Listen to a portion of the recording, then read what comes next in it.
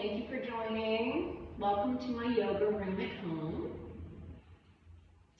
I hope you're all having a wonderful weekend and certainly a great Sunday fun day, Sunday self-care day.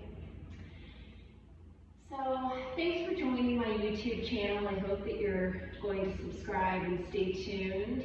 I'm going to be offering a lot of different series on here, so hopefully it'll appeal to all of you, whether you like one series or the other better. This week I'm going to be offering a core strengthening series. So just a couple different short exercises each day that you can do in the comfort of your own home in case you don't want to go outside when it's really, really hot like it is where I am, or if you're not a gym person, which is totally fine. So core strength involves both the front of your abdomen as well as the back. And if you experience a lot of back pain and discomfort, it's most likely because your core is not strong. So we want to do both some back exercises as well as abdominal exercises to strengthen the core. So today I'm going to show you just two simple exercises, and I'm going to do modifications that are both starters and more challenging ones for those who feel super strong and ready to roll.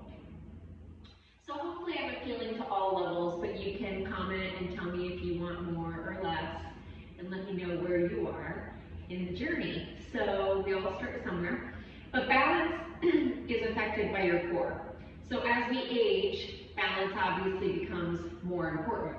So we want to really work on these core muscles and make sure that we're strong and ready to go so that we have good balance and we don't fall and hurt ourselves. Okay, so if you want extra padding, we're going to be on the ground today, but if you want extra padding for your tailbone or your hips, it's okay to either fold your yoga mat over a couple times or grab 2 yoga mats or a blanket and fold a blanket underneath you. Totally acceptable and great. It won't affect your balance or stability at all. Okay? So ready to roll. We are going to balance on your sit bones, on the tailbone, and we're just going to put our heels forward and lean back with the spine in a nice straight line, so shoulders back in line with the hips. Straight line. Heels can be on the ground here, and you should already feel the core being engaged. So you can kind of hold on to your knees if you need a little extra help and stability here, because you should feel the core kind of start to shake and quiver. It's already engaging, so start to breathe in through your nose and out through your nose. We have a tendency to hold the breath when we're uncomfortable. If this feels okay, you can let go of your knees and turn the palms forward. Continuing to breathe. And like I said, if you want more of a challenge, just lift one leg and then the other, bringing the feet parallel with the ground. So you should be able to look directly at your toes, should be eye level with your nose. Keep breathing.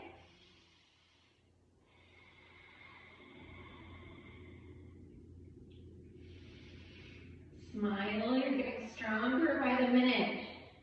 If you want more of a challenge, straighten those legs. I'm comfortable with my legs bent. The journey is individual for all of us. So you go where you want to go. You do you. Breathe. You're doing great. 2 more breaths. One more. If you want to hold on up behind your knees, that's fine too. Breathe. And hug your knees in toward your chest. You're doing great. Reward yourself. Beautiful. Release your feet to the ground. How do you feel? Check in with your body. Take a drink of water if you need to. Flush it out. Okay, so the next one we're going to do, we're going to roll over onto our hands and knees. And we're going to come into a plank position, but on our forearms. So we're going to interlace our fingers. We're going to bring our knees down behind us, but in a stretched out position so our hips are parallel with the ground. We don't want booties up in the air. Bring the booties down, hips parallel to the ground.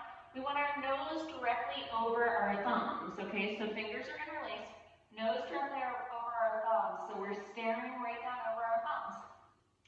Knees are on the ground, core is already engaged. So right now, we're talking about the core being wrapped all the way around. The back is engaged, the stomach is engaged. Breathe. Toes are turned under here. I don't know if you can see my toes. Toes are turned under. Breathe. If you're feeling okay here and you want to challenge yourself, go ahead and lift the knees off the ground, coming into the body in a straight line. Breathe. In through the nose and out through the nose.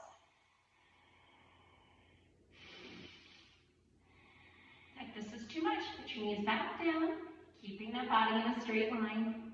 You go where you need to go. 2 more breaths. 1 more. And exhaling, lower the knees to the ground. Walk your hands back.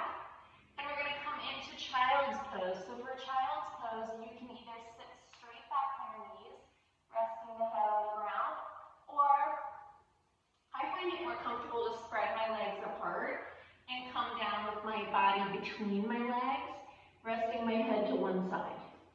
You can do whatever feels more natural and comfortable to you, but go ahead and rest in child's pose for a few seconds.